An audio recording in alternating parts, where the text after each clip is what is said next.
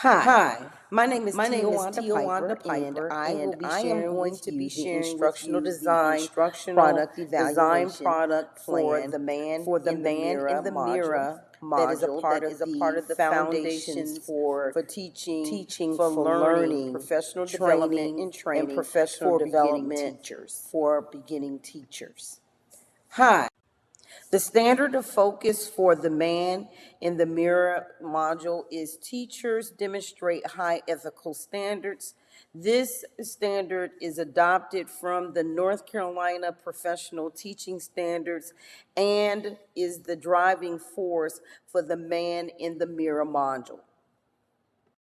So the core concept is derived from the North Carolina Teaching Professional Standards as it relates to demonstrating high ethical standards in the classroom.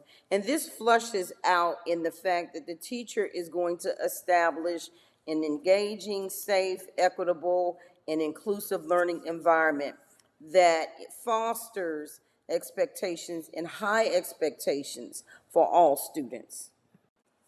And from that standard and core concept, we arrive at the module's objective, which says that teachers will present themselves as professionals in the classroom and the school community. Looking at the standard, the core concept, along with the module objective, you can set the foundation for developing the goal for the module. And so the goal of the module sets the tone for the development of the module itself, along with the evaluation plan. After review of the Man in the Mirror module, along with looking to put together an evaluation plan for it, this is the overall goal that I was able to come up with. And that is teachers will evaluate and reflect on instructional practices that foster a growth mindset and positive culture among students and stakeholders within the school community. Once you are able to establish the goal for the module, then you're able to come up with the essential question for the Man in the Mirror module.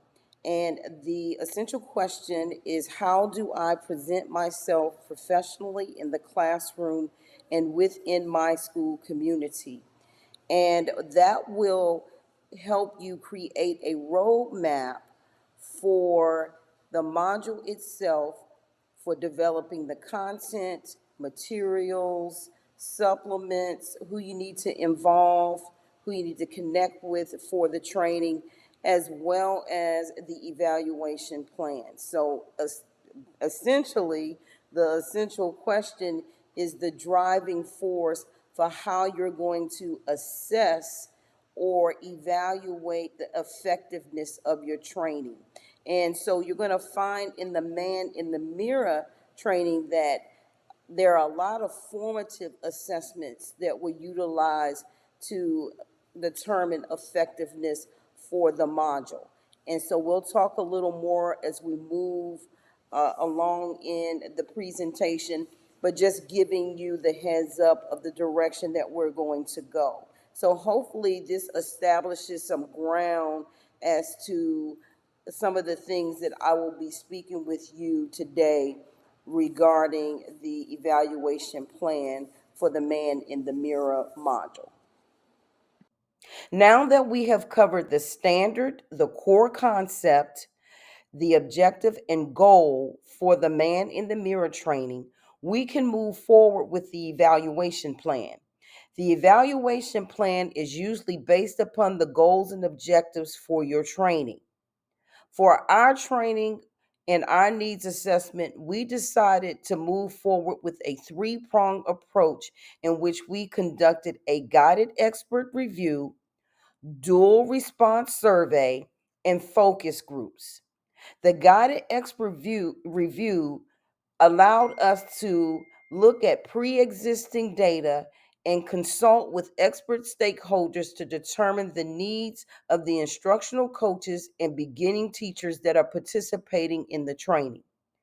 The dual response survey is the approach in which we created a survey to collect quantitative and qualitative data that we would use prior to the module development and implementation to inform our instructional design for the training, along with the curation of the content, the materials, support tools, and resources for the module implementation. For the focus groups, these are small group qualitative sessions conducted to collect data that would inform the curation of the content and formulate information and strategies that would improve in beginning teacher reflection on their practice relative to positive school culture through the module. Therefore, in the following slides, you're going to find a deepened explanation about how we use the guided expert review, dual response survey, and focus groups as a part of our needs assessment and evaluation plan. There are three major components of an evaluation plan. That's the assessment, progress monitoring, and evaluation. The assessment component is going to include several different options for how you're going to determine what your participants need through your training or through your module. In the instance of the Man in the Mirror module, we selected guided expert review, dual survey response, and focus groups for our assessment component. And so I'm going to share with you a few things that you need to know about guided expert review, and then I'm going to talk to you about how we used it in our training. The guided expert review component of the assessment for us was us looking at pre-existing data that is already out there about how to train or create training to help beginning teachers understand their role and leadership in the classroom, especially as it relates to the positive view of the school and what they're saying and what they're doing. And basically helping beginning teachers understand that they're actually evaluated on how they present themselves professionally in their classrooms and in their school community. One of the other benefits for guided expert review is you get an objective view on performance. So you're able to access some experts in the field and ask them to give you feedback on your training module so that they can give you those things that you haven't thought about. They help you find gaps that you didn't see before. So a gap might be access to your training, and someone outside of your school district, outside of your entity, can give you feedback and say, hey, this program is an in-person program. What happens when your participants have an emergency? Is there an option for them to access the training in another way and still get what they need to continue to develop the classroom culture that you're looking for them to develop, put together and develop or create? And then, of course, utilizing the guided expert review can also decrease instances of skewed data. This is already data that is out there. It's already proven. It's already gone under the rigor and scrutiny of stakeholders.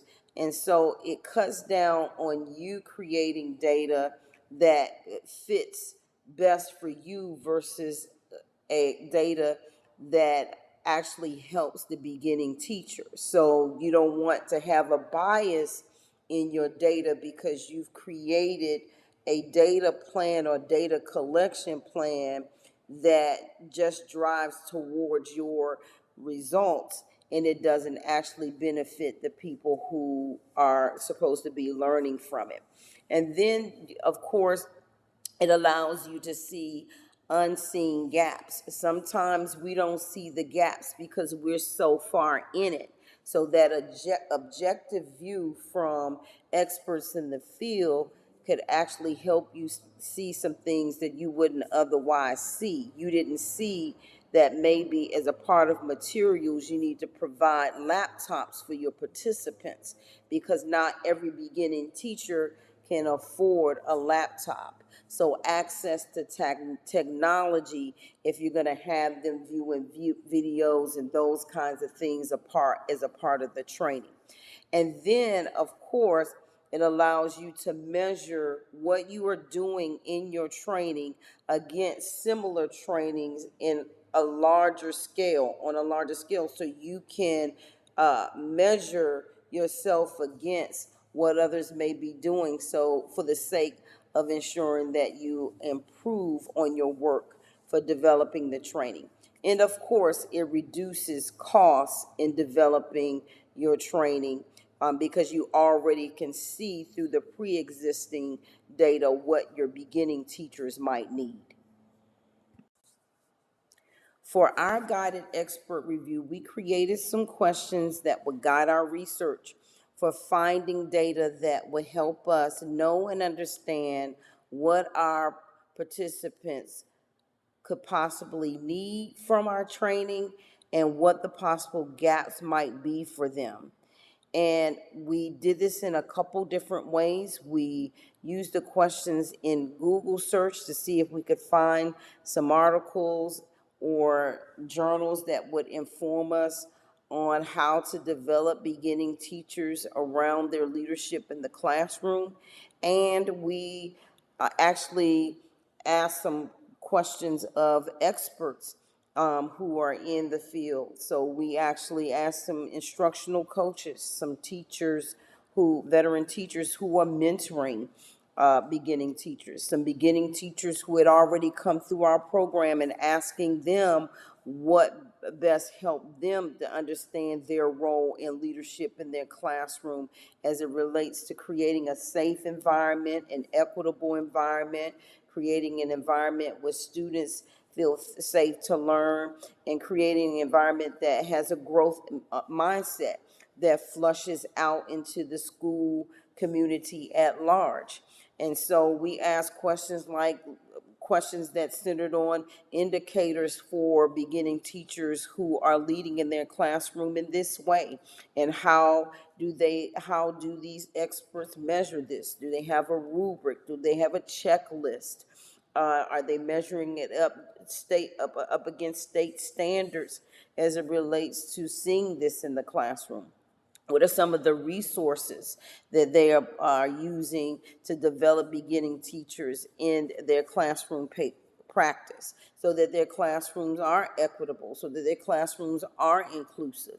And then what are some of the things that the districts have put in place to support beginning teachers? Do they have a beginning teachers program? Are there mentor-mentee relationships required? How often are the mentors meeting with the beginning teachers? And then what frameworks are they using to create the training? So are they considering trainings like Teach Like a Champion, in terms of helping teachers develop practices that create a positive classroom environment? And then how are teachers being trained to think about their evaluation, or when they're being observed?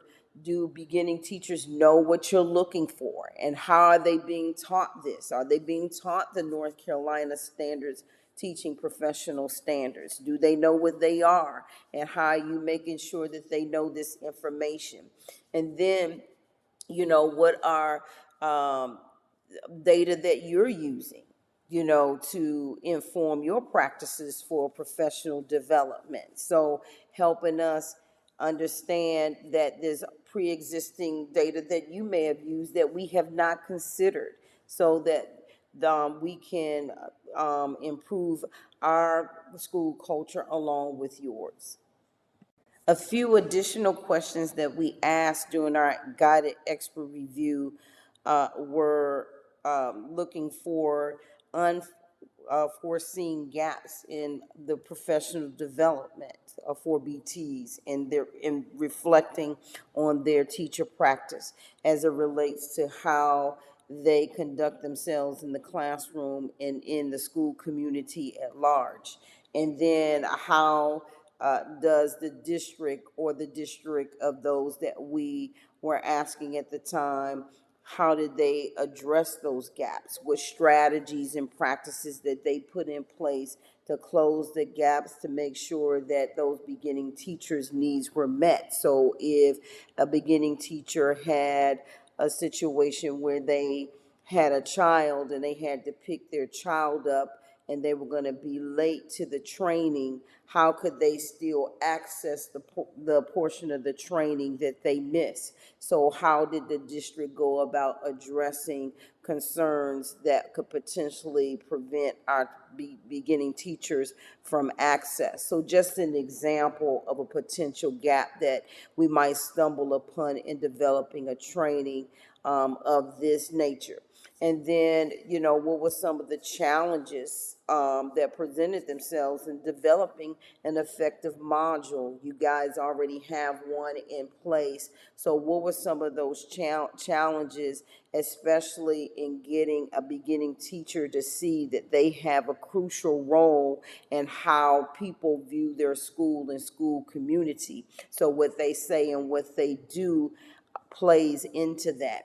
And how does their district assess the needs of their learners, for the training module and its effectiveness? So what are your approaches and practices for progress monitoring to see to it that what it is that you're trying to do through the training, and in this case, ensure that beginning teachers are reflecting on their role in school culture as it relates to what they say and do, influencing how people view the school? How did you guys go about measuring that you were effective in seeing that beginning teachers do that? And then, what approaches did they take to address those gaps and challenges, as it relates to, the needs assessment? So how did they use their needs assessment to inform their practices for developing their trainings?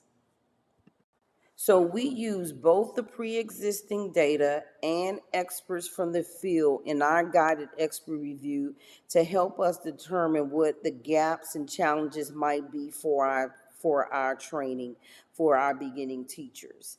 And one of the gaps that we came upon was that some of our beginning teachers did not have a lot of financial resource to purchase laptops. So what we did was we purchased some as a part of our programming, so whenever they would come into the training, they would have access to complete the portions of the module that required a device. We also realized that through the expert review that our beginning teachers need more hands-on and active relationships with experts in the field and veteran teachers. So we brought veteran teachers into our program to help deliver some of the content for the module.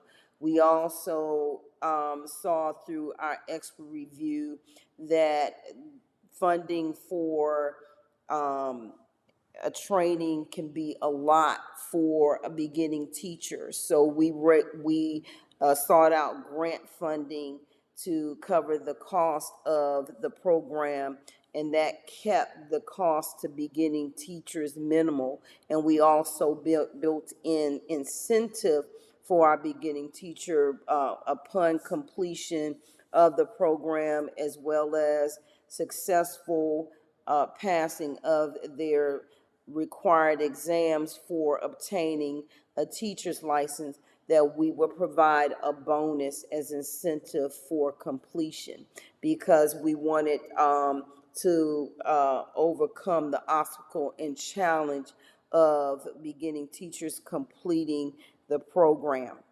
So these are all ways that we use the guided expert review. We also used it to help our instructional coaches organize the resources that needed to be available during the training. We use that guided expert review to also reduce the time and cost that it would take to develop the training, because if it were not for the guided review, we would have had to do some research before even putting the program together, because we all know, it takes a long time before data is published. So we used existing data to help speed up the process, and then we used um, the guided expert review to also provide the direction for the instructional practices and development of a quality module. And so that's how we were able to piece together the man in the mirror module, as well as the entire training that was developed, because the man in the mirror is a part of a broader training for developing beginning teachers. The second phase of our needs assessment component for the man in the mirror training is the dual response survey. And it is dual in nature because the survey can include closed-ended and open-ended questions. The closed-ended questions are those ones in which the participant can answer yes or no, agree, disagree. There's a number scale that they can select from, or you may even see some multiple choice. Whereas the open-ended questions are those ones in which the participant provides a written response that further explains their answer. So the dual response survey is both quantitative and qualitative at the same time. However, it is a very quick way to collect data to inform how you design and plan your training. We decided to leverage our data from the dual response survey to confirm what we found in the guided expert review. And we found in both data sets that the BT, the beginning teacher, needs to be trained and informed on how they are evaluated based upon their demonstration of leadership in the classroom, and how that flushes out into demonstrating leadership with high ethical standards.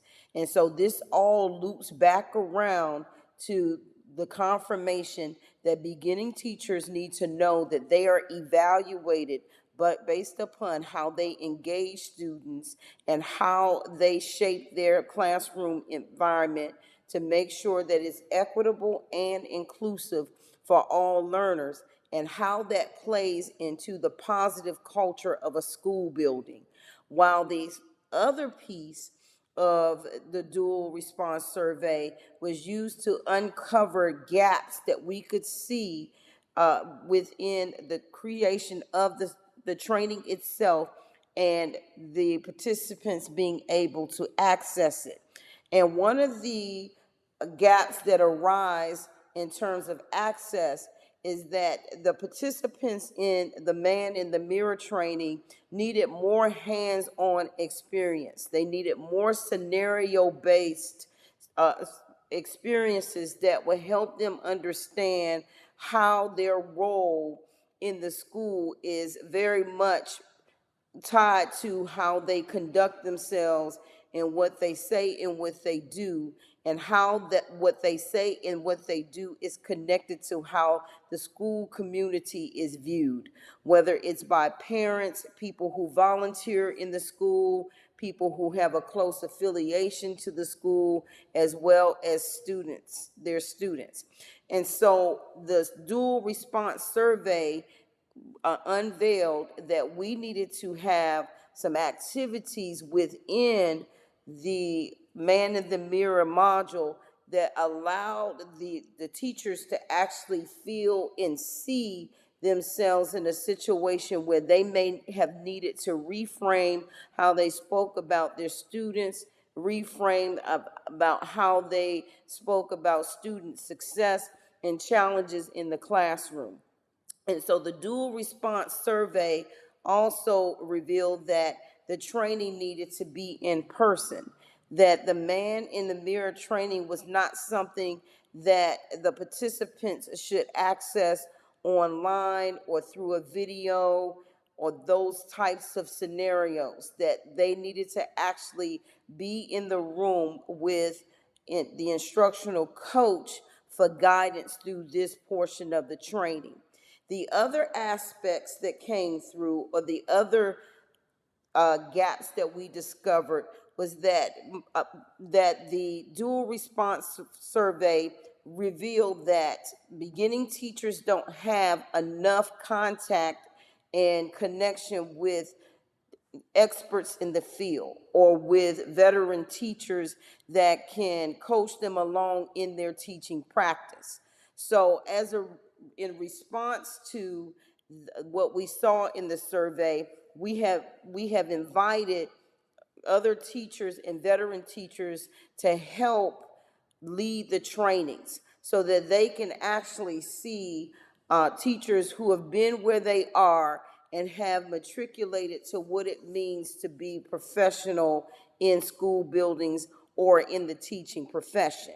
So these are examples of what we uncovered as we conducted our dual response survey. And so it revealed what our actual participants need for the now or immediately, but it also helped us drive the training towards our ultimate goal, which is for the teachers to reflect on their role and responsibility for the positive view of the school in which they work. And so the information that we gathered from the needs assessment dual response survey helped us in a major way, in that we were able to take the information from it and transform it into useful information in terms of how we created and developed the training. So I wanted you to see some of the questions from the dual response survey. I want you to be able to make the connection between the questions that are being asked and their alignment with the guided expert review that we conducted, and how we decided to plan and develop the man in the mirror training. We asked beginning teachers, do you know why your classroom is observed? The data that we collected from this revealed that beginning teachers do not know or are not familiar with the North Carolina teaching professional standards as much as they should be. And so we knew from this data that we were going to need to include the standard that spoke to demonstrating leadership in the classroom with high ethical standards. And as you know, that this is the standard that the man in the mirror session is built upon. And so from that particular standard, we were able to establish our goal for the training. And that meant that teachers would need to reflect on their role in influence in positive school culture within their school community. And that beginning teachers will begin to think about their responsibility for communicating positive culture through equitable and inclusive learning environments. And so from that information, we were able to shape some activities that will help teachers or beginning teachers understand and reflect on their role. We were able to ask veteran teachers through the survey how they know or how they knew that their instruction was or is equitable and inclusive. And so, from the information and from the data collected from veteran teachers, we were able to extract some strategies and practices and ideas and formulate activities that will help the beginning teacher understand the importance of reflecting on their responsibility for creating a classroom environment that is inclusive, that is equitable, and in turn creating a positive classroom environment and creating a positive school culture. We also were able to extract from that data that we needed to remember that veteran teachers are also experts in the field, and we needed to include them in our training. So we have invited veteran teachers to be a part of our trainings and help us to facilitate the training for Man in the Mirror. And so beginning teachers were able to see veteran teachers in a different light. They were able to see them as experts in the field and a place to draw upon support and help as they learn how to shape their classroom environments. And then we reached out to instructional coaches and curriculum facilitators. And we collected data through a question of asking what resources are being used in their school buildings to help beginning teachers shape a classroom culture that is equitable and inclusive. And so, what kind of trainings are you using? What kind of models are you using? And how are you helping BTs understand the importance of shaping a classroom environment that is conducive for learning, but also positive, that the students will be able to speak positively about the teacher, about their classroom experience, and their experience in the school. This ensured that we do not duplicate what the curriculum facilitators and instructional coaches are already doing, that we're filling in gaps as it relates to training beginning teachers, especially as it relates to their pedagogy, how they teach, and how they speak about their students and what they do in front of their students. And so this gave us the opportunity to fill in the gap as to how beginning teachers go about reflecting on their teacher practice. And one of the activities that came out of this data was the examining attitudes. And the examining attitudes activity gives beginning teachers some scenarios in which statements are framed negatively about the classroom environment or school, and the beginning teachers have practice around reshaping or reframing those questions so that the school is still viewed in a positive light, but acknowledging the challenges that may be faced by students, teachers, staff, and those who have a close affiliation to the school. The final phase for our assessment component of the evaluation plan for the Man in the Mirror was that we conducted focus groups. And focus groups are small groups of individuals or stakeholders that are connected to the training that you're trying to develop. In the instance of Man in the Mirror, we created focus groups that have direct impact and direct relationship with beginning teachers in school buildings or have an influence on those beginning teachers. And so we had a focus group for veteran teachers. We had who are mentors to beginning teachers. We had focus groups of principals and assistant principals. We had focus groups for instructional coaches as well as for curriculum coordinators. And we use that same information to help gain insights of what's going on right now, right in the now, and what we could possibly see for outcomes and results of the training.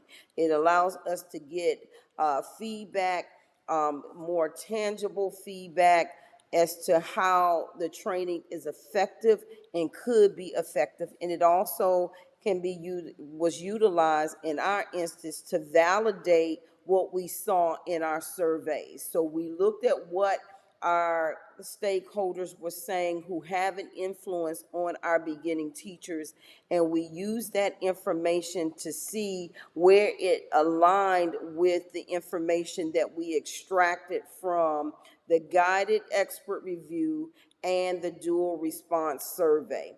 And so we used, again, the information from the focus groups to determine our gaps and potential solutions. We were able to hear from principals and assistant principals that would be a great idea for beginning teachers to leave their school building and go to a district-wide location. This would help the beginning teachers to see that their professionalism is greater than their classroom, is greater than their school building. It is county or district wide.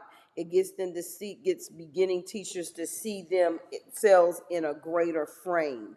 And so that kind of input is what led us to have our training at a district-wide location, so that beginning teachers can begin to see themselves not just in light of their principals and mentors that are in the building or other school leadership, but they're able to see that those are not the only people who are watching them, that people outside of their building are watching them, and they are key stakeholders as well, and that they have a responsibility to uphold a positive school culture even outside their building. So that was feedback that we received. And so then the focus groups also help us to identify the strengths and weaknesses of potential solutions, because those stakeholders, they're right there in the district, they're right there in the school buildings, so they know what has and has not worked before. And so that feedback from them helped us understand that we could not hold our training directly after school, that we needed to give the teachers some time to be able to close down their school day, leave the school building, maybe grab a snack, and then get to the training. So these are all things that we were able to figure out before piecing our training together so that it was effective. And so then, of course, our focus group is always going to have to include an interview permission form and a interview protocol, so that those who are participating in the training are aware that we're going to use the data that they shared with us. So this is our assessment phase for our evaluation plan. Just as we did with the dual response survey in sharing some of the questions from it, we would like to do the same thing here with the focus group questions. We were able to conduct focus groups among veteran teachers that are responsible for mentoring beginning teachers, school administrators, instructional coaches, and curriculum coordinators. It was our hope in conducting these focus groups that we would find data that would fill in the gaps and help us create content, materials, support tools, and resources that will help make the Man in the Mirror module more effective. In conducting these focus groups, we were able to ask school instructional leaders questions about what the beliefs and attitudes are amongst beginning teachers as it relates to the school community, their experience with students, parents, other staff, and other individuals who have a strong affiliation with the school. We were also able to ask beginning teachers about their familiarity with positive framing, and if they understood that there's a connection between how they frame what they say as well as how they conduct themselves behaviorally, and there is a connection between those two things and their professionalism in the school. From this data collected, we were able to determine that we needed to create some activities within the module that would help the beginning teacher begin to see the importance of reflection and self-examination as to their own individual role within the school in terms of what they say and what they do and how that influences their school community flushing out from their classroom setting. An example of one of the activities that was influenced by this data is the brain dump activity at the beginning of the Man in the Mirror module. This is the time where the beginning teacher actually writes down comments that they hear about the school or throughout the school community from students, staff, as well as parents and other community members. This sets the beginning teacher on the path of understanding that they have a role in shaping what others believe about their classrooms, them as a professional, as well as the school community at large. We were able to ask beginning teachers how they, if they could actually verbalize how they present themselves professionally within the classroom and school community. And what we were looking for is whether or not beginning teachers were expressing their presentation of professionalism in a way that aligns with the North Carolina teaching professional standards, and specifically the one that states that teachers demonstrate leadership in the classroom with high ethical standards. So it is was our hope through these focus groups that we would be able to shape activities like the brain dump that I just mentioned as a part of the Man in the Mirror training, making teacher reflection and examination more effective amongst beginning teachers. Now that we have completed the needs assessment, we can move forward with progress monitoring and evaluation. For the Man in the Mirror training, we elected to utilize formative assessments for our progress monitoring process. Our first formative assessment is the pre assessment. The pre assessment is a poll of questions that check for understanding amongst beginning teachers to assess their knowledge or prior knowledge of Standard 1E of the North Carolina Teaching Professional Standards. This is the standard that says that teachers demonstrate leadership in the classroom with high ethical standards. And the whole idea of the pre assessment was to also assess the BT's knowledge that their behavior is plays a part in creating engaging, safe, inclusive, and equitable environments within their classrooms and the school community. The goal of the pre assessment is to set a baseline for measuring beginning teachers' understanding of their role in creating a positive classroom environment and school culture. The reasoning behind the data is to inform module facilitators and creators that the initial needs of the beginning teachers around their understanding their role in positive school culture and in their classrooms, and the hidden curriculum that may come to the surface as a result of moving forward with progress monitoring that will help with effective delivery of the module content. And so the pre-assessment is was conducted and is to be conducted prior to the facilitation of the man in the mirror module. For the common ground activity, we decided to formatively assess our beginning teachers utilizing sentence prompts. The sentence prompts formative assessment is designed in such a way that the module facilitators provide beginning teachers with sentence starters in which the beginning teachers are to complete the sentence or finish the sentence. And these sentences are all centered around the beginning teacher understanding their role for setting a tone for a positive classroom environment. An example of one of the prompts utilized during the man in the mirror session is I am confident that my classroom is safe and inclusive because of it.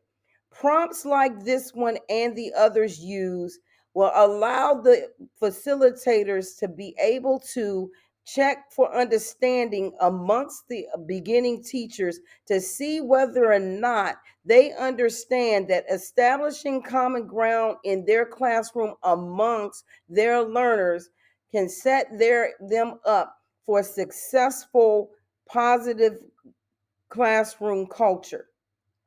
The goal of this particular formative assessment is for the BT or the beginning teachers to understand that establishing ground in the classroom can create an engaging and inclusive learning environment.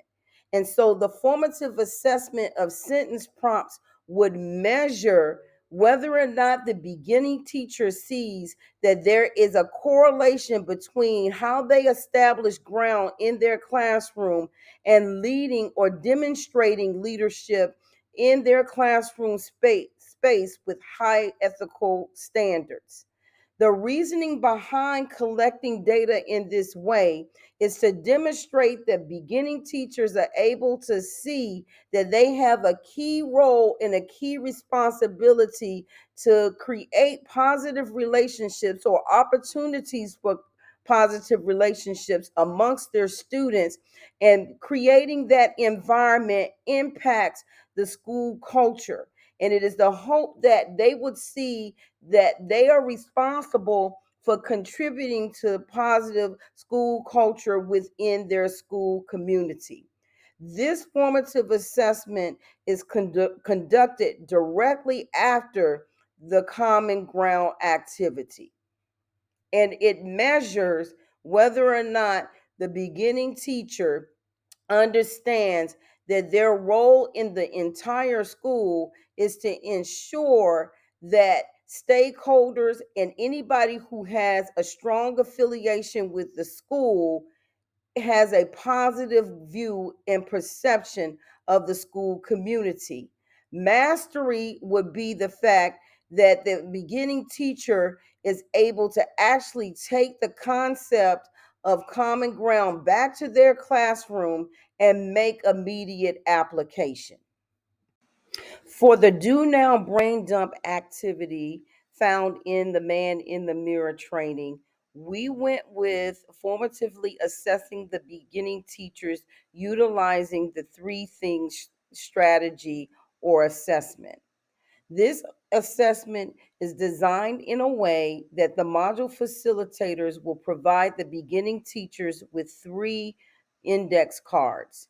Each index card, on each index card, the beginning teacher will use words, pictures, or a combination of both to describe how their behavior can impact student learning and school culture. This formative assessment is designed to check for understanding amongst the beginning teachers to see if they understand that what they say and do impacts their classroom environment and how people view the school. The goal of this formative assessment is for beginning teachers to learn that what they say and do can affect student learning as well as how others view the school community. In this instance, we are measuring that the beginning teachers understand that how others view the school community is predicated upon what they do in the classroom and in their classroom leadership. So this is linking back to the North Carolina Teaching Professional Standard 1E that says that teachers demonstrate leadership in the classroom with high ethical standards. So they must lead with high ethical standards in what they say about their students, what they say about parents, what they do and how they interact with parents and students and other key stakeholders within the school. Mastery of this particular concept is very much tied to the reason for collecting this data. And so, what we're trying to see is that BTs can demonstrate an understanding that they are responsible for fostering a positive perception around the school as well as in their classroom environment by virtue of their behavior, what they say and do. This formative assessment is usually given to the beginning teachers during the session directly after the do now brain dump activity. Before we move forward with formative assessment number 4, I'd like to take a little time to share with you a little bit about the examining attitudes activity in the man in the mirror module. In this activity, the beginning teachers are presented with several different scenarios in which a teacher is described in something that they're doing or saying that could negatively impact the school. In this activity, the beginning teacher is to share misconceptions and perceptions about those teachers and the impact on the school community. And then they are challenged to reframe those behaviors, what is said or what is being done in a positive way that would change the perception of the school and how others may view it. To formatively assess this activity, we decided to go with the traffic light activity. This formative assessment, the module facilitators provide beginning teachers with a green, yellow, and red circle card. The beginning teachers shared their statements that they have reframed or behaviors that they have reframed openly with the rest of the beginning teachers in the session. When the beginning teachers are hear the reframe of the scenario, they are able to vote on whether or not the beginning teacher who shared hit the nail on the head as it relates to reframing the scenario or statement in a positive way that would encourage a positive school culture. If they agree that the beginning teacher has been successful in reframing the behavior in a positive way, then they hold up the green card. If the beginning teachers agree that the presentation was on its way or making progress, but there was some gaps, then they will hold up a yellow card. And then if the presentation of the positive reframing didn't at all meet the goal for creating a positive school culture, then the beginning teachers would hold up a red card, and then they would be called upon to justify their vote based upon what they are learning in the session. So they need to be able to justify their vote by sharing how they have able to apply what they are learning from the session in regards to making sure that they frame statements or their behavior in a way that encourages a positive environment in their classroom and in the school. The goal for this formative assessment is for beginning teachers to learn how their words and what they do can shape student learning as well as can contribute to a positive school culture, and that they have a responsibility to lead their classrooms in a way by what they say and what they do. And so we're measuring whether or not beginning teachers understand that they have a role to ensure that there is a positive perception of the school, and that their behavior, how they interact with students, parents, and key stakeholders in the school, and they have a strong affiliation with the school, impacts how they impacts the school culture as well as the school community at large. The reasoning behind collecting this data is to demonstrate that beginning teachers are able to see that their words have a significant impact on how their classroom and school community is perceived. And this again is linked back to the North Carolina Teaching Professional Standard that says that they demonstrate leadership in the classroom with high ethical standards, and that their high ethical standards are very much tied to what they say and do in their classrooms and in the school building. And so this activity, this formative assessment, is given to the beginning teachers directly after the examining attitudes activity. And now we're going to talk about how we formatively assess the examining presence activity. And of course, this is very similar to the examining attitudes activity in that the participants are presented with a scenario in which there is some behavior that is being exhibited by a teacher in an image. The image is projected up on the screen, and the teacher is leaning back in his seat with his feet up on his desk disheveled and playing with a yo-yo. And the beginning teachers are to write down what they believe are the possible perceptions people may have in looking at this teacher in the image.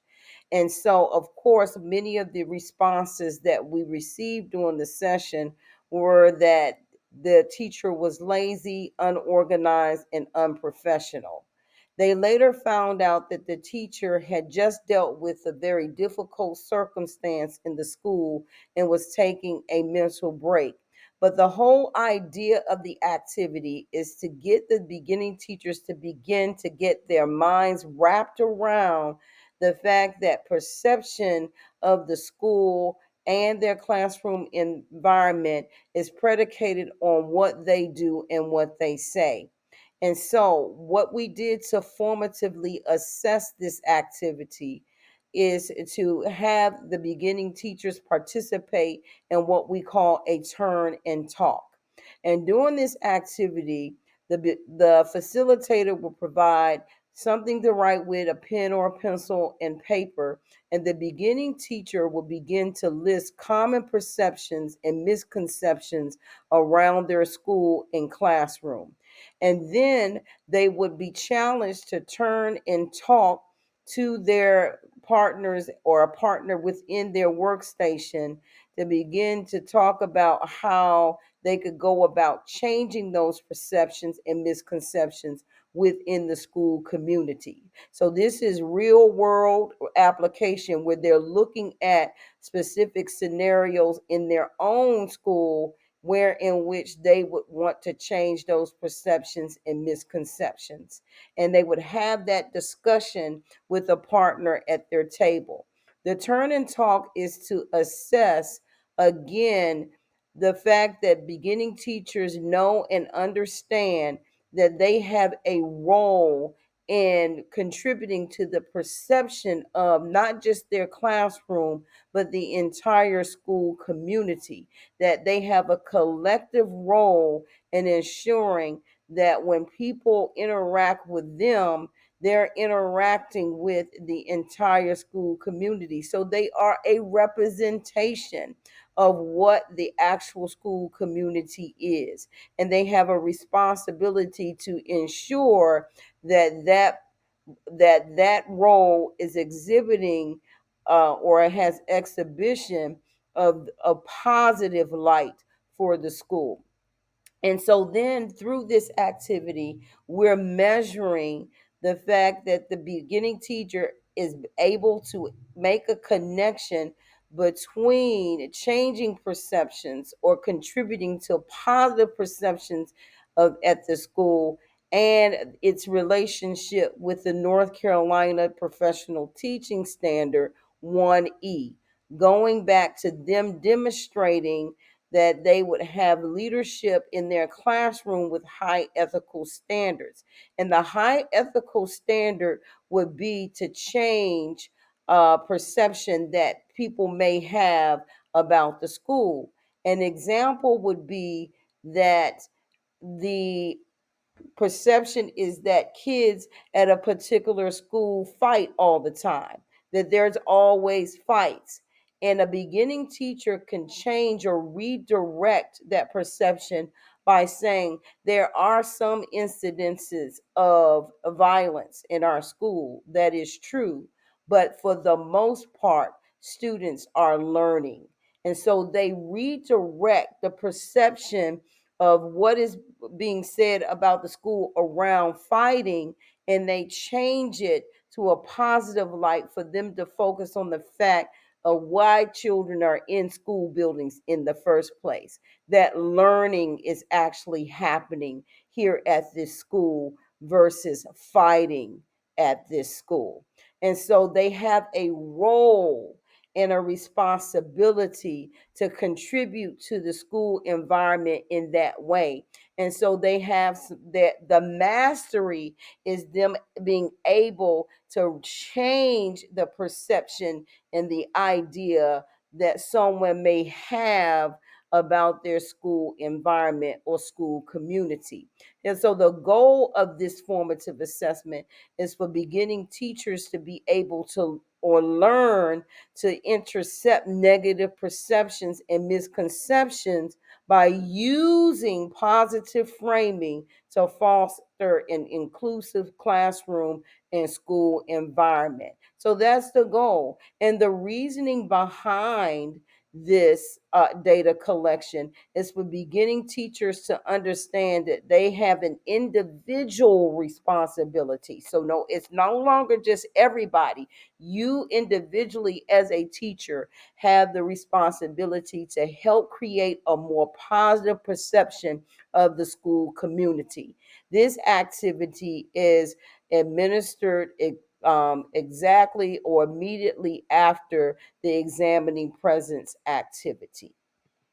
The man in the mirror activity at the end of the session is designed for beginning teachers to begin to truly reflect on their own individual impact and influence within their classroom and within their school community.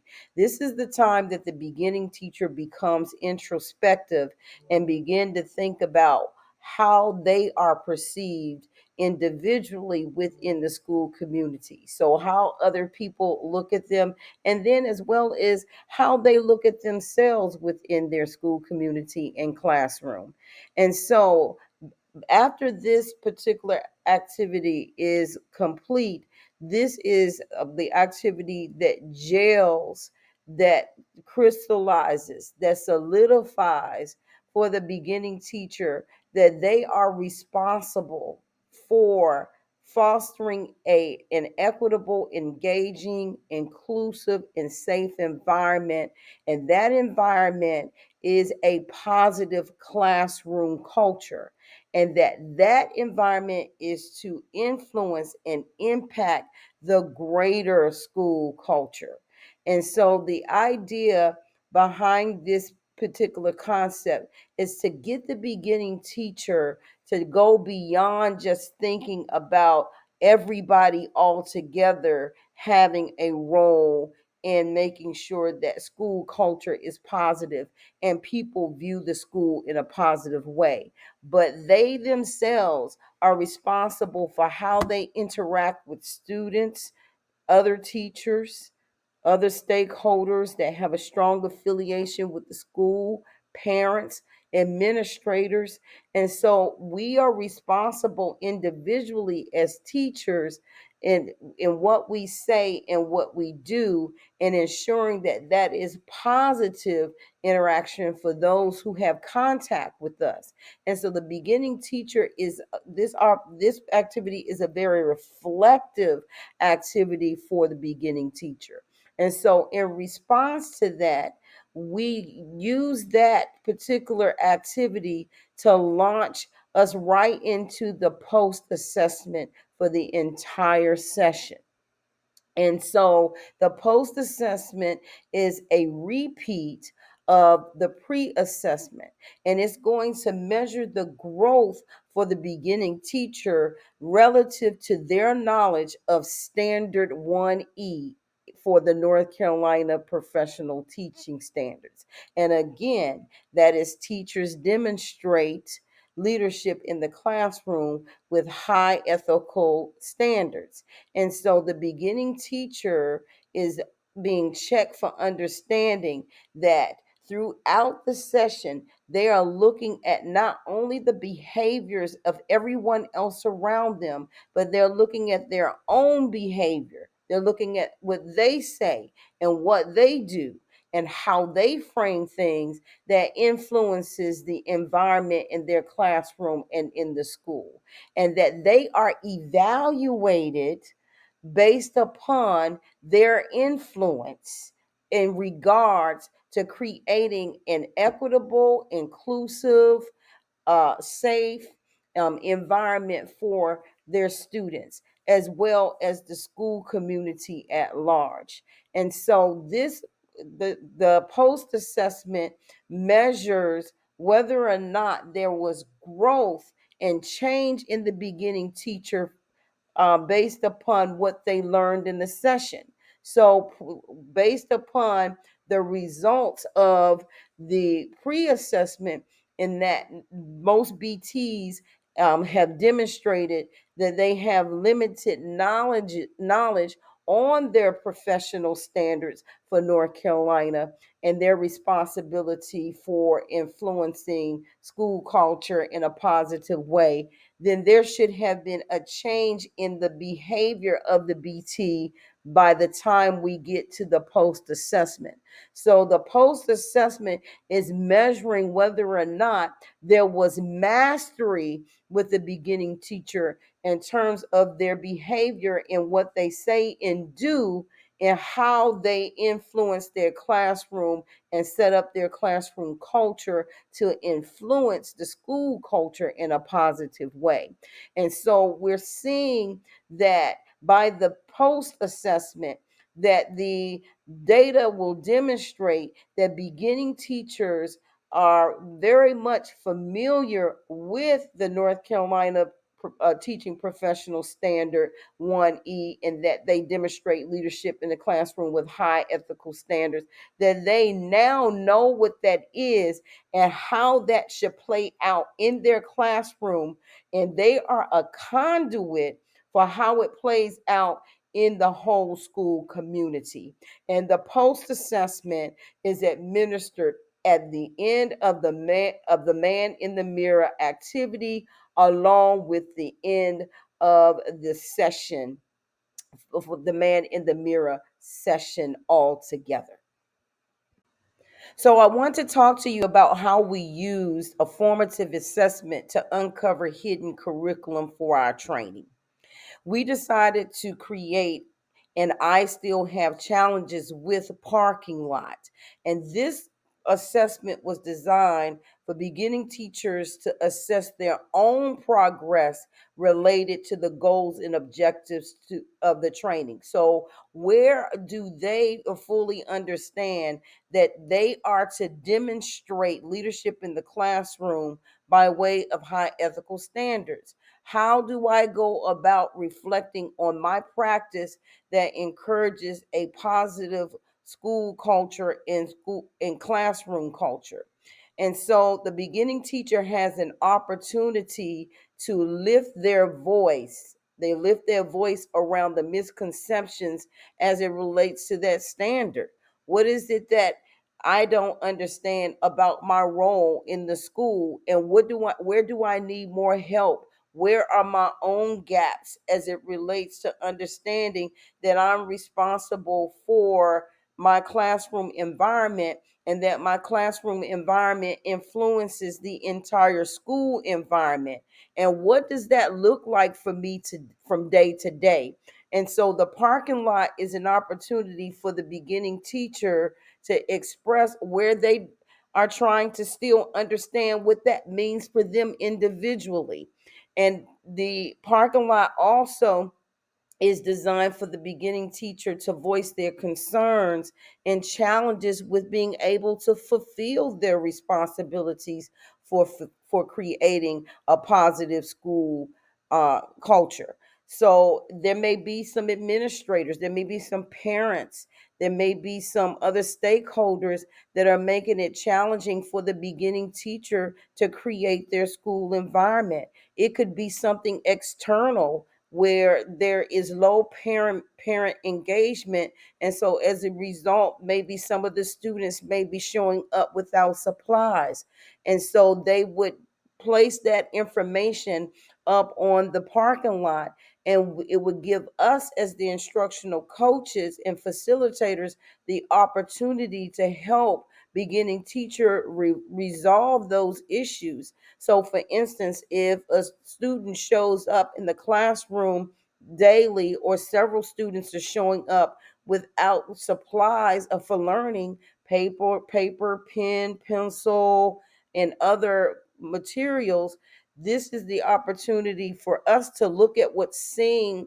collectively amongst beginning teachers on the parking lot, and we may need to organize a trip to the teacher warehouse so that beginning teachers can get supplies for their students to help create a positive classroom culture in which students are participating, and participation is high because students have what they need to do the work in the classroom.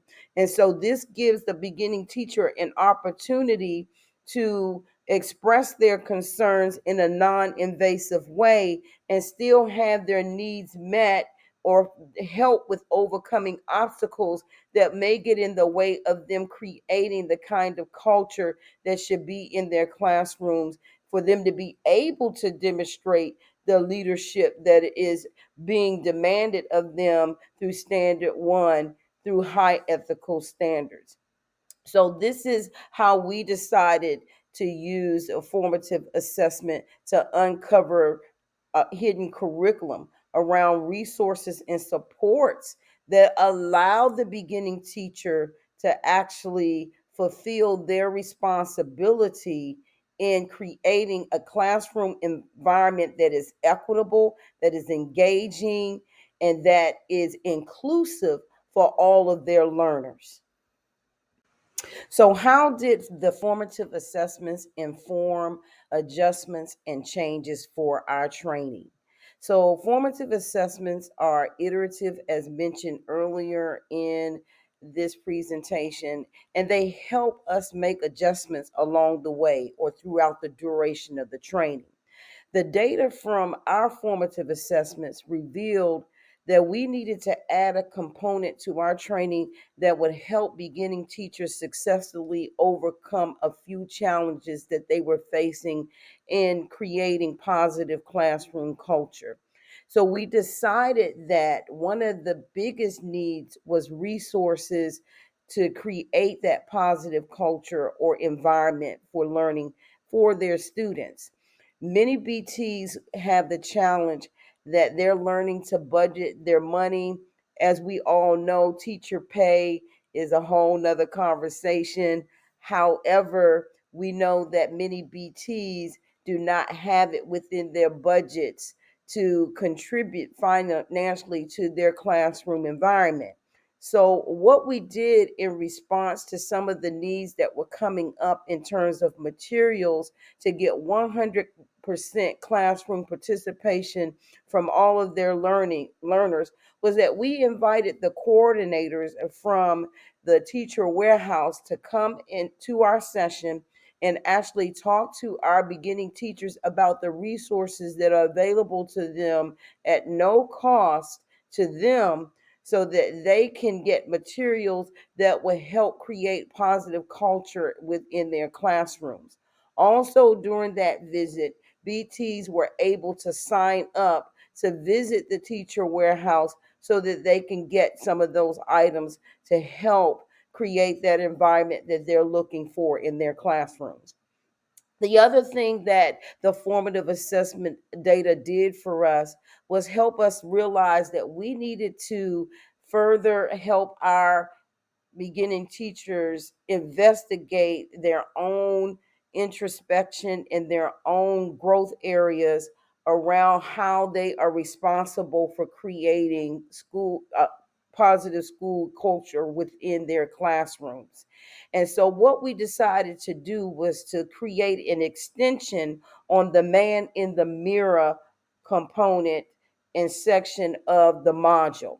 And so what we did was we had beginning teachers bring in sample emails, voice messages, and or any other correspondence or posts from maybe like Class Dojo where they've had communication with a parent, administrator, student, or other stakeholder within the school community.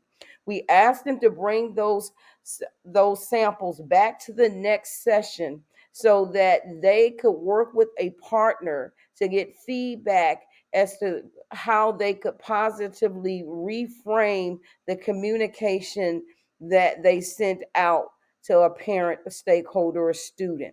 And so they were able to receive that feedback directly from another BT. So this would help crystallize the BTs understanding their own role in ensuring that their classroom environments are equitable, that they're inclusive, and that they have a responsibility for how the school is perceived in conjunction with how they are perceived themselves within their classroom environment. And that these pieces of information are very much involved in that process.